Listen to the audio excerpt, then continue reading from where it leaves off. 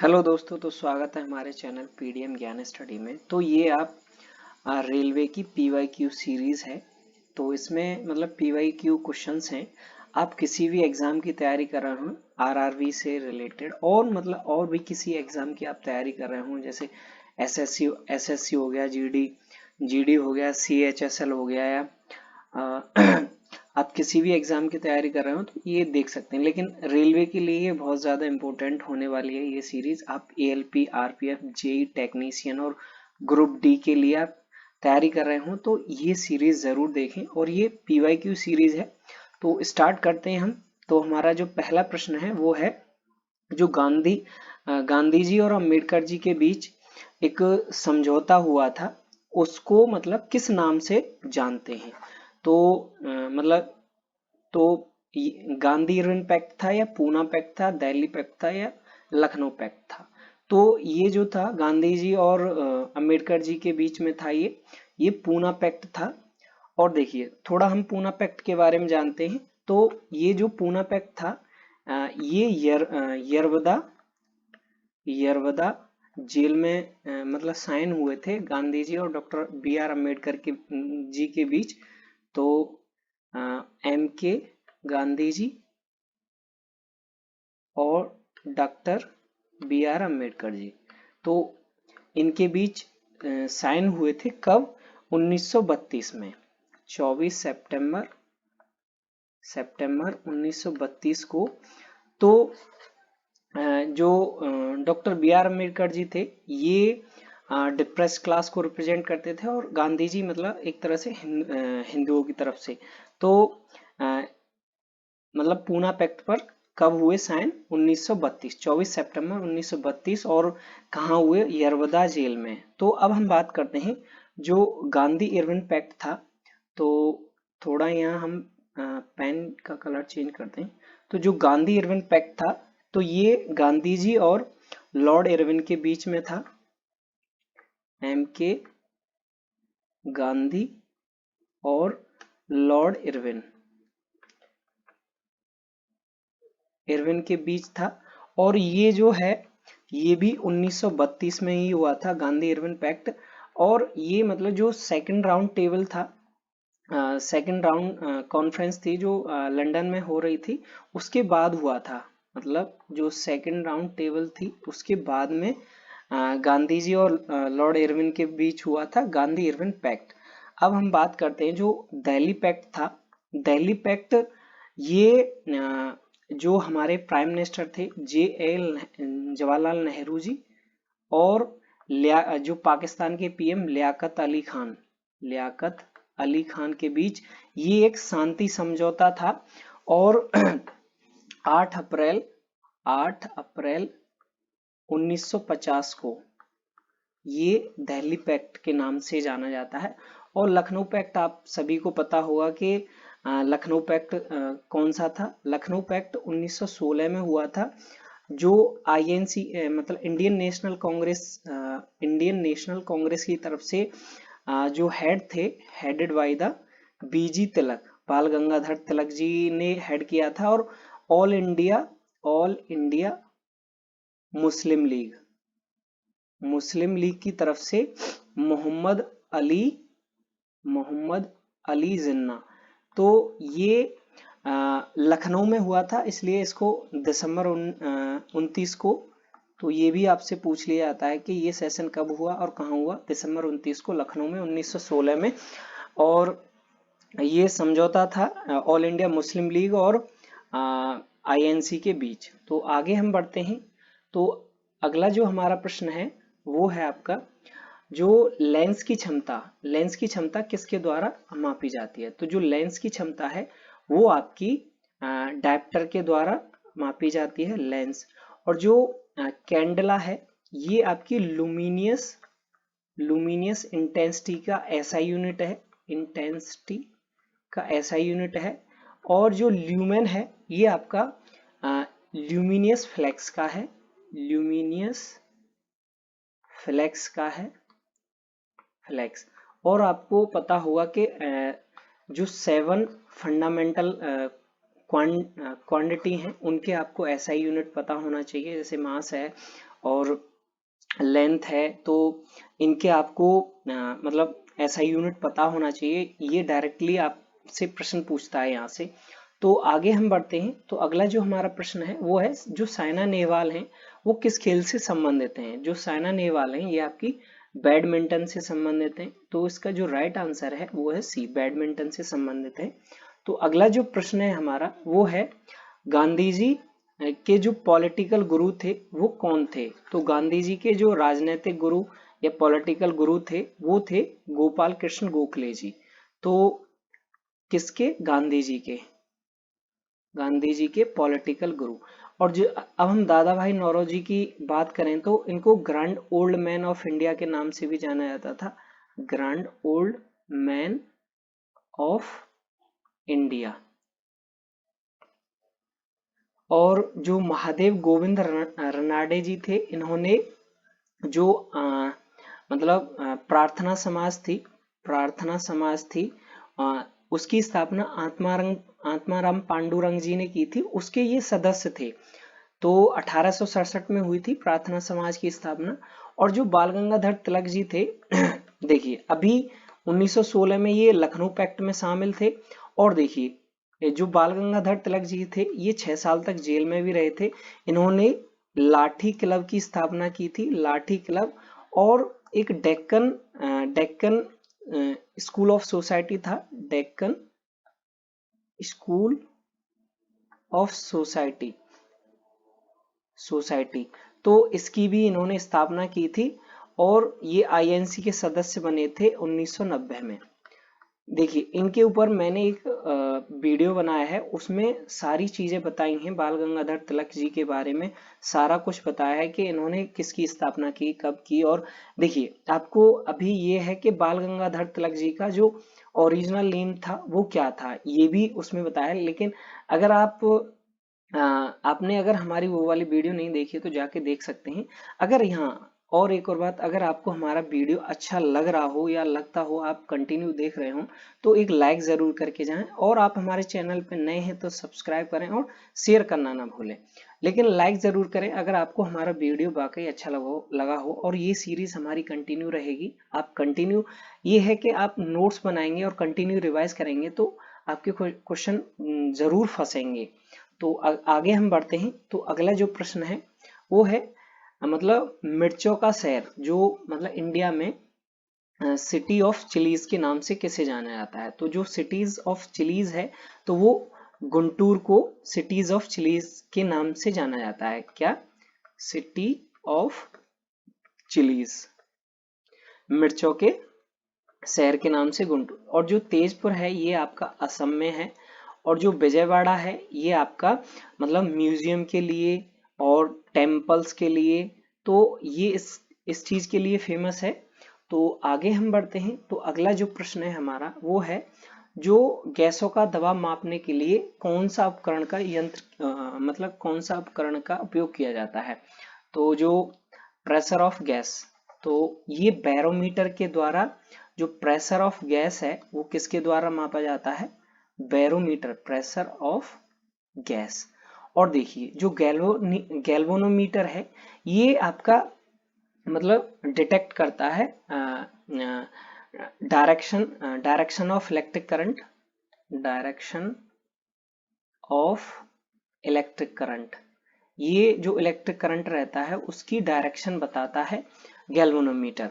और जो आपका पायरोमीटर है ये मेजर करता है जो सरफेस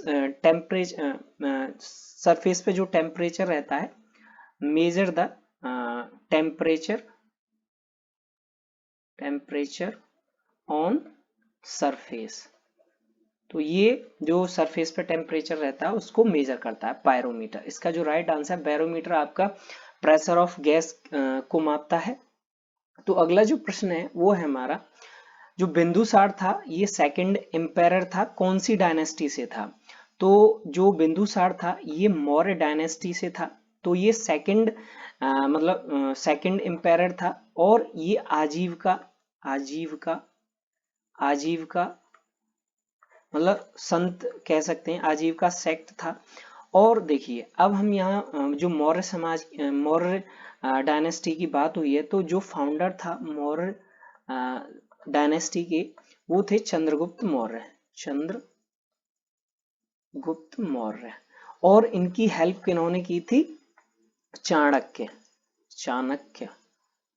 और इनको विष्णुगुप्त के नाम से भी जानते हैं, विष्णुगुप्त, क्योंकि कभी कभी पूछ लिया जाता है कि विष्णुगुप्त ने कौन सी बुक, तो इन्होंने एक अर्थशास्त्र लिखा है। इनको विष्णुगुप्त या चाणक्य के नाम से भी जानते हैं। और जो विजयनगर था, विजयनगर की स्थापना जो थी हरिहर और बुक्का नाम के ये दो भाई थे। इन दोनों ने मतलब विजयनगर की स्थापना की थी कब? 1336 में। और जो राष्ट्रकूट थे, राष्ट्रकूट के जो फाउंडर थे, राष्ट्रकूट डायनेस्टी थी, उसके जो फाउंडर थे वो थे आपके दंती दुर्ग ने राष्ट्रकूट की स्थापना की थी। और जो पल्लव डायनेस्टी थी, तो जो पल्लव डायनेस्टी की स्थापना मतलब शेह विष्णु ने की थी, शेह विष्णु। तो जो पल्लव डायनेस्टी के फाउंडर शेह विष्णु थे। तो आगे हम बढ़ते हैं। तो अगला जो प्रश्न है हमारा वो है, जो पालीताना मंदिर है, जो पालीताना टेम्पल है, ये कहाँ है आपका? तो ये जो पालीताना टेम्पल है ये आपका भावनगर में है। भावनगर कहाँ है? गुजरात में। और जो माउंट आबू है ये आपकी कहाँ है? राजस्थान में। माउंट आबू में कौन सा है आपका? जैन टेम्पल है, जैन टेम्पल। नासिक में आपकी जो पांडवलेनी है, पांडवलेनी की जो केव है ये आपकी कहाँ है? नासिक।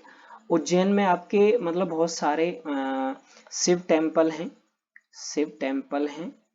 तो इस तरह से आप मतलब चीजें रिलेट करके पढ़ें और कंटिन्यू पढ़ें, और रिवीजन आपका मतलब कंटिन्यू होना चाहिए, नोट्स बनाएं प्रॉपर। तो आगे हम बढ़ते हैं।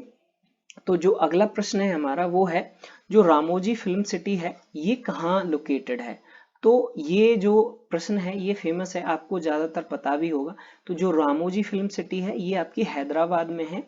और देखिए आपको मतलब इस तरह से भी याद रख सकते हैं कि जो बाहुबली है, बाहुबली जो मूवी थी फर्स्ट एंड सेकंड, इसकी ज्यादातर शूटिंग कहाँ पर हुई थी? यहीं रामोजी फिल्म सिटी, मतलब रामोजी फिल्म सिटी में हुई थी। तो आप इस तरह से भी याद रख सकते हैं कि जो रामोजी फिल्म सिटी कहाँ है? आपकी हैदराबाद।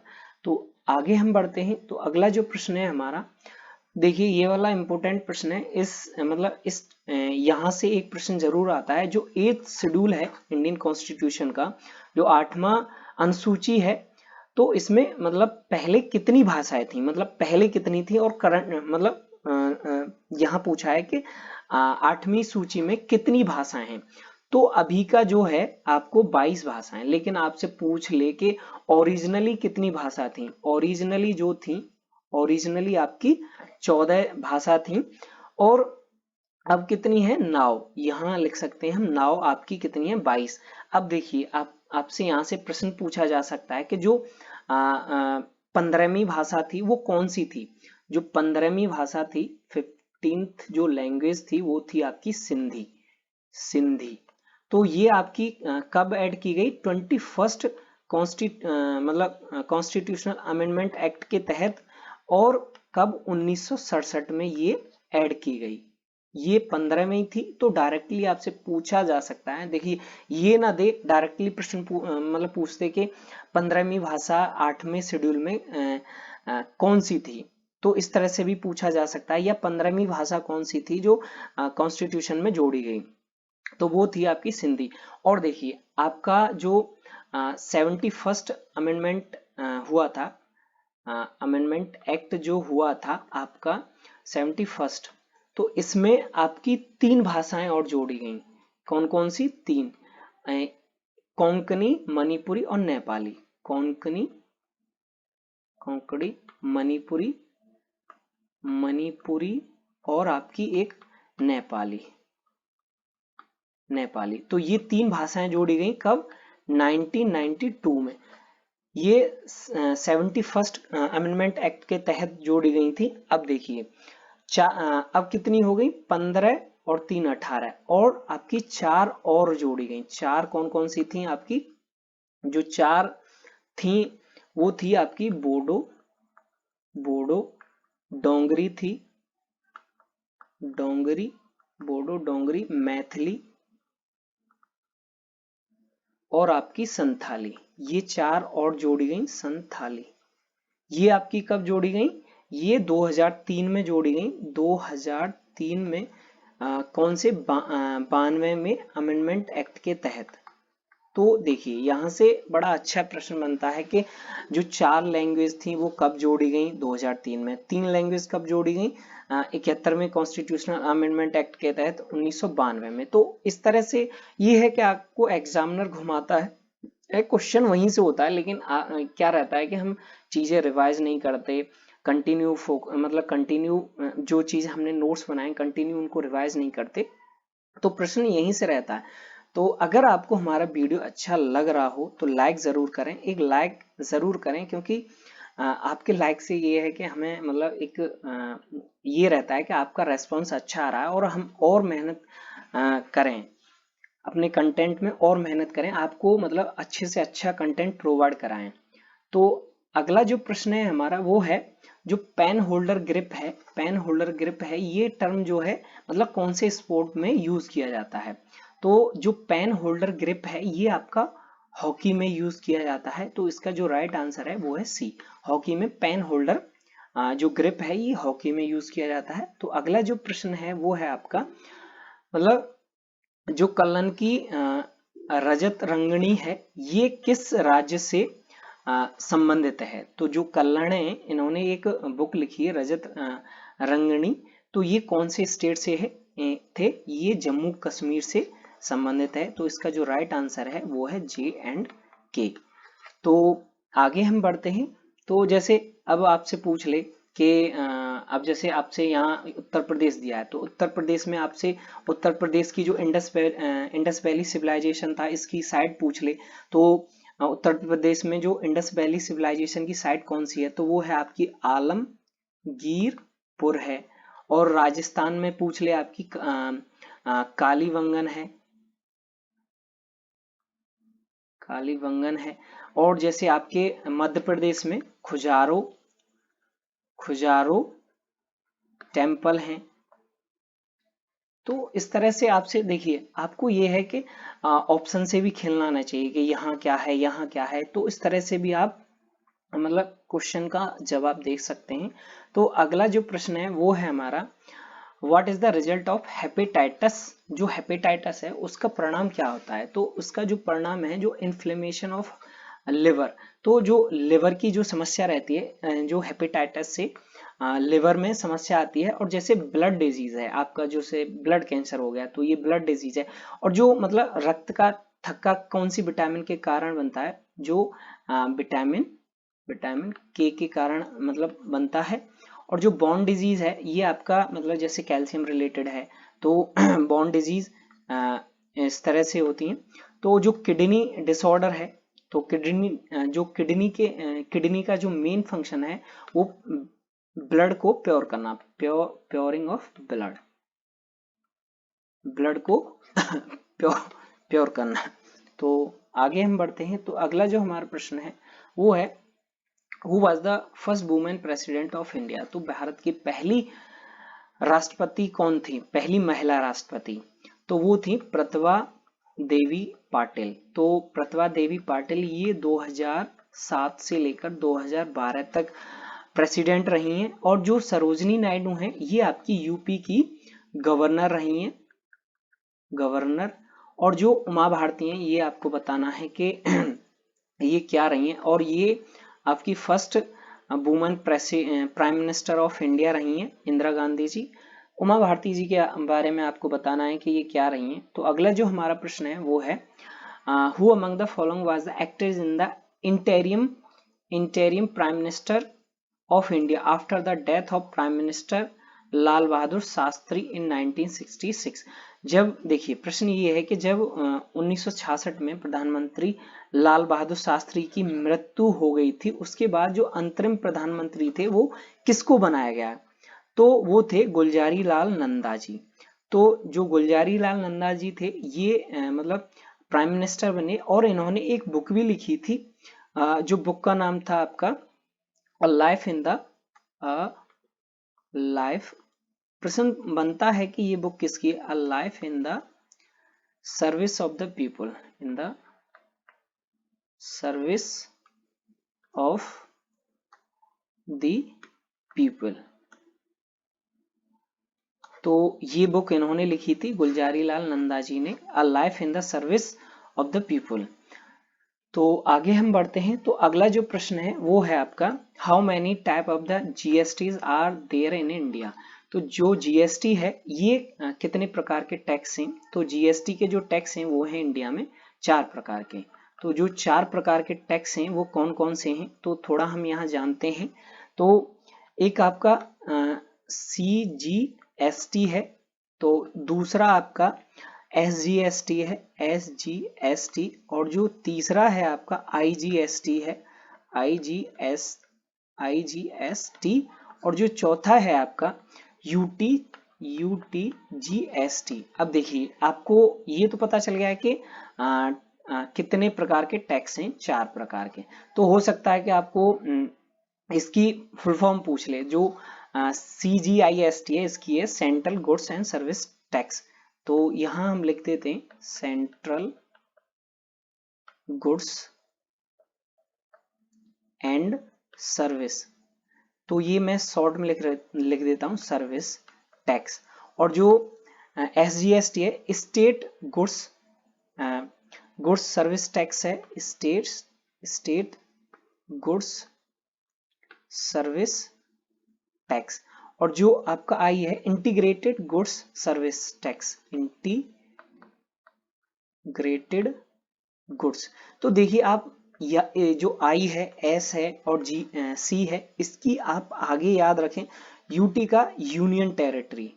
तो union territory goods and service tax. तो इस तरह से आप याद रखें CS, देखिए CSIUT। तो ये है, जैसे आप CS से आप कह सकते हैं कि कंप्यूटर साइंस, और I से इंफॉर्मेशन टेक्नोलॉजी। तो इस तरह से आप मतलब याद कर सकते हैं कि जो 4 टैक्स हैं CSIUT। तो जो मेन है कि 4 टैक्स हैं, कौन कौन से हैं।